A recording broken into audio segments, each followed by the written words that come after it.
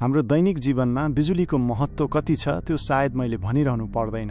पंखा, mobile, TV, fridge, AC यी सबै यस्ता उपकरण हुन् जस बिना आज हामी हाम्रो जीवनको कल्पना पनि गर्न सक्दैनौँ र यी सबै चीजहरू चलाउनको लागि हामीलाई बिजुलीको आवश्यकता पर्छ। हामी घरमा हौं वा अफिसमा हामीलाई जताततै बिजुलीको आवश्यकता पर्छ। एक जमाना थियो जब मानिसहरू दियोको प्रकाशमा आफ्नो जीवन बिताउँथे र आजको समय यस्तो छ कि यदि 12 घण्टाको लागि पनि बिजुली गयो भने चारैतिर हाहाकार मच्चिन्छ।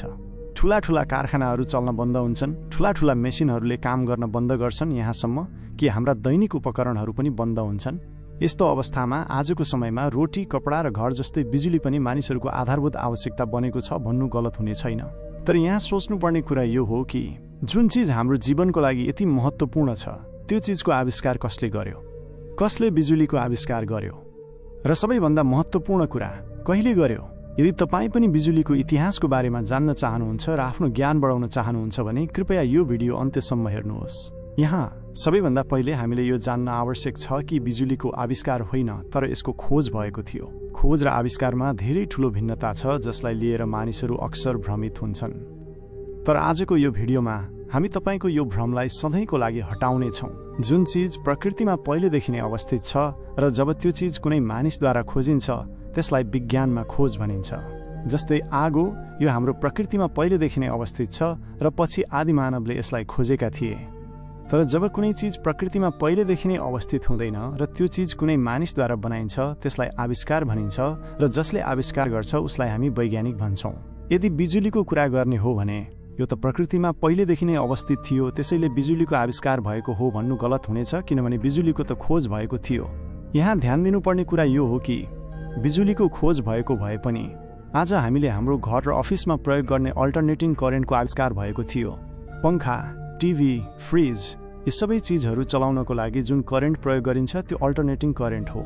तर जुन करेन्ट आज हामीले ब्याट्रीबाट पाउँछौं त्यो डीसी करेन्ट हो अर्थात् डाइरेक्ट करेन्ट। हाम्रा वैज्ञानिकहरूले डीसी करेन्टको खोज गरेका थिए र तपाईलाई यो पनि थाहा हुनुपर्छ कि यी सबै खोज र आविष्कारहरू कुनै एक व्यक्तिद्वारा गरिएको होइन, बरु यो फरक समयमा फरक व्यक्तिहरूद्वारा गरिएको हो। यदि समयको कुरा गर्ने हो भने 2700 ईसा पूर्वसम्म मानिसहरूलाई यति मात्र थाहा थियो कि त्यहाँ केही माछाहरू हुन्छन् जसलाई छुँदा झट्काको अनुभूति हुन्छ, तर त्यो झट्का वास्तवमा करेन्टको रूप हो भनेर उनीहरूलाई थाहा थिएन। 600 ईसा पूर्वमा थेल्स नामक वैज्ञानिकले काँचको टुक्रा र रेशमको धागोको सहायताले बिजुलीको खोज गरेपछि मानिसहरूको ध्यान करेन्टतर्फ गयो। उनले आफ्नो प्रयोगको लागि काँचको टुक्रालाई केही समय रेशमको धागोमा रगडे र जब उनले त्यो काँचको टुक्रालाई कागजको टुक्राको नजिक लगे तब उनले त्यो काँचको टुक्रामा एक विशेष प्रकारको शक्ति आएको पाए। त्यो एकदमै हल्का वस्तु कागजलाई आफ्नोतर्फ आकर्षित गरिरहेको थियो। थेल्सले त्यो काँचको टुक्रामा आएको शक्तिलाई नै बिजुलीको नाम दिएका थिए। तर त्यति बेला थेल्सको यो सिद्धान्तमा धेरै मानिसहरूले ध्यान दिएनन्। त्यसपछि सन् 1752 मा बेन्जामिन फ्र्याङ्कलिन नामक महान वैज्ञानिकले आफ्नो एक प्रयोगमा आकाशमा चम्किने बिजुली करेन्टको रूप हो भन्ने प्रमाणित गरे। तपाईलाई यो थाहा पाउँदा अचम्म लाग्नेछ कि बेन्जामिन फ्र्याङ्कलिनले आफ्नो यस प्रयोगको लागि आफ्नो जीवनलाई समेत जोखिममा पारेका थिए। वास्तवमा एक दिन जब तीव्र आँधी बेहरीका साथ पानी परिरहेको थियो त्यति बेला बेन्जामिनले आफ्नो प्रयोगको लागि एउटा चङ्गा लिए र चङ्गाको डोरीमा एउटा साँचो झुन्ड्याएर चङ्गालाई आकाशमा उडाउन थाले। केही समयपछि जब आकाशमा बिजुली चम्कियो तब बिजुली चङ्गाको भिजेको डोरी हुँदै साँचोमा आयो, जसले बेन्जामिन फ्र्याङ्कलिनलाई बिजुलीको झट्का महसुस भयो र यसरी बेन्जामिन फ्र्याङ्कलिनले आकाशमा चम्किने बिजुली करेन्टको रूप हो भनेर प्रमाणित गरे। वास्तवमा बेन्जामिन फ्र्याङ्कलिन एक महान वैज्ञानिक थिए। साथीहरू, उनको यो महान सिद्धान्तको कारणले नै बिजुलीको खोज गर्ने श्रेय उनलाई दिइन्छ।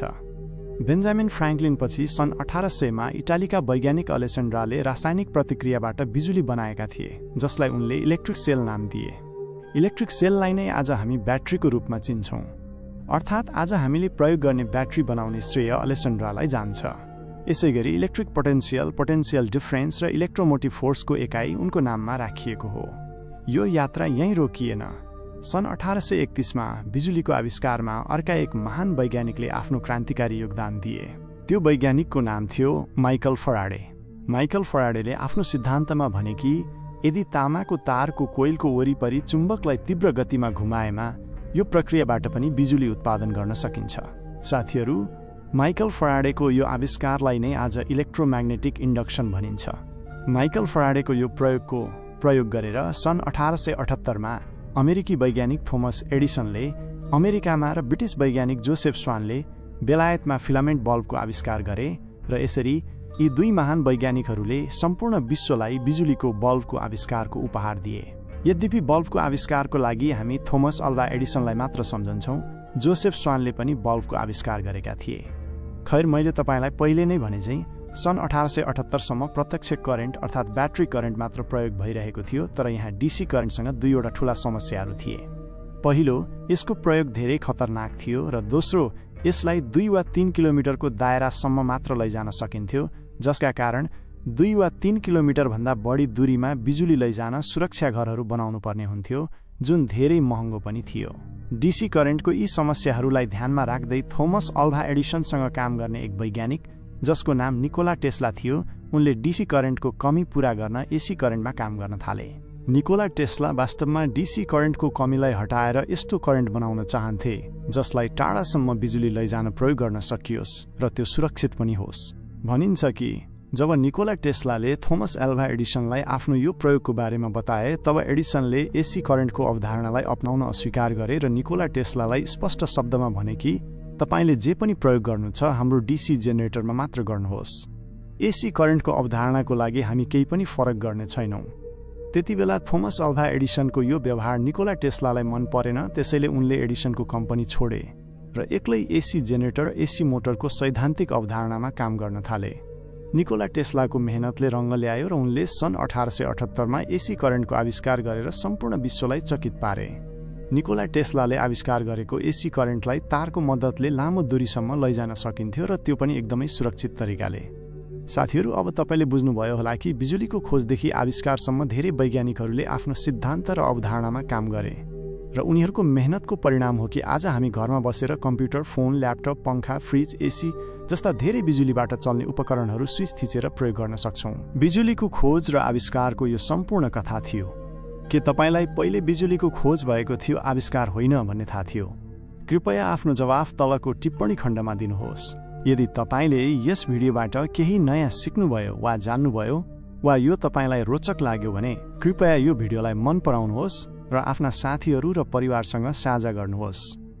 यदि तपाईं यो च्यानलमा नयाँ हुनुहुन्छ भने कृपया यो च्यानललाई सदस्यता लिनुहोस् र बेल सूचना आइकनलाई अन गर्नुहोस् ताकि तपाईले हाम्रा आउने भिडियोहरू नछुटाउनुहोस्। फेरि कुनै नयाँ विषयको साथ भिडियोमा भेटौँला। त्यतिन्जेलसम्म नमस्कार।